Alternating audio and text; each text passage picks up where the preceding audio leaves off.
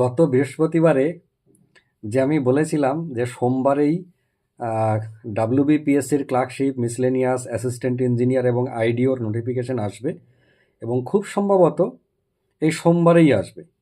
তো সোমবারে একদম সাত সকালে এসে গেল আমাদের পিএসসি ক্লার্কশিপ, মিসলেনিয়াস এবং অ্যাসিস্ট্যান্ট ইঞ্জিনিয়ারের ইন্ডিকেটিভ নোটিফিকেশন। আইডিওটা বাদ চলে গেছিলো।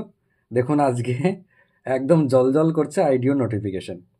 ডেপুটি সেক্রেটারি এই কিছুক্ষণ আগে আমাদের আইডিও, যেটা অনেক আগে দেবে দেবে করেছিল, একটা শর্ট নোটিশও আগে বেরিয়েছিল এই সম্পর্কে, যে ইন্ডাস্ট্রিয়াল ডেভেলপমেন্ট অফিসার মানে আইডিও নিয়োগ করবে পিএসসি।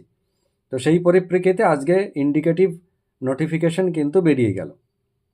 আপনারা যারা এই আইডিওর জন্য প্রিপারেশন নেবেন ভেবেছিলেন, যদিও এই পরীক্ষার সিলেবাস কোথাও উল্লেখ করা নেই, এই সিলেবাস পিএসসি নিজে বলেও নি, আমরা অ্যাজামশন করে ধরে নিয়েছিলাম যে ম্যাথ, রিজনিং, ইংরেজি এবং জিকে এই চারটে সাবজেক্টই এর মধ্যে থাকতে পারে।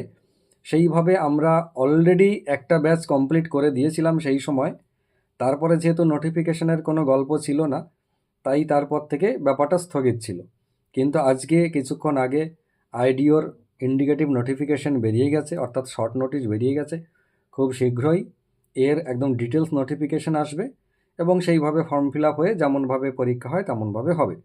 আপনাদের যদি এই ধরনের কাজ করার ইচ্ছা থেকে থাকে, মানে পশ্চিমবঙ্গ সরকারের বিভিন্ন ধরনের শিল্পে দেখবেন বলা আছে স্মল ইন্ডাস্ট্রিজ, বিগ ইন্ডাস্ট্রিজ, সব রকম সমস্ত ধরনের ইন্ডাস্ট্রিজের ডেভেলপমেন্ট অফিসার। তো এটা একটা যথেষ্ট সম্মানজনক এবং খুবই গুরুত্বপূর্ণ একটা পোস্ট। আপনারা যদি মনে করেন যে এই চাকরি করবেন, তাহলে এর জন্য প্রিপারেশন আপাতত শুরু করতে পারেন এই চারটে সাবজেক্টের। তারপরে সিলেবাস দিলে যদি সাবজেক্টের কম বেশি থাকে তখন আমরা সেভাবে বলে দেবো, আপনারাও জানতে পারবেন, তখন সেইভাবে প্রস্তুতি নেবেন। আপাতত এই চারটে সাবজেক্টের উপর আপনারা প্রস্তুতি নিতে পারেন। যাই হোক, যেমনভাবে নীলাদ্রি স্যার আমাদেরকে খবর দিয়েছিলেন তার কথা কালকে সবটাই মিলে গেছে। আইডিও নোটিফিকেশানটা বেরোয়নি। আমি ভেবেছিলাম হয়তো যেহেতু এর আগে শর্ট নোটিশ একটা দিয়েছিল, তাই নতুন করে আর ওটা শর্ট নোটিশ দিল না, একবারে হয়তো ব্রড নোটিশ বা ডিটেল নোটিশ দেবে। তো আজকে তার শর্ট নোটিশই দিল আরেকবার। এরপর দেখা যাক কবে তার ব্রড নোটিশ আসে এবং কবে তার পরীক্ষা পদ্ধতি চালু হয়, বাকি পদ্ধতি কেমনভাবে চালু হয়। আপাতত এটুকুই খবর দিলাম। সবাই ভালো থাকুন, সুস্থ থাকুন, সুন্দর থাকুন। নতুন নতুন খবর পাওয়ার সঙ্গে সঙ্গে আপনাদের নতুন খবর দেব। ধন্যবাদ।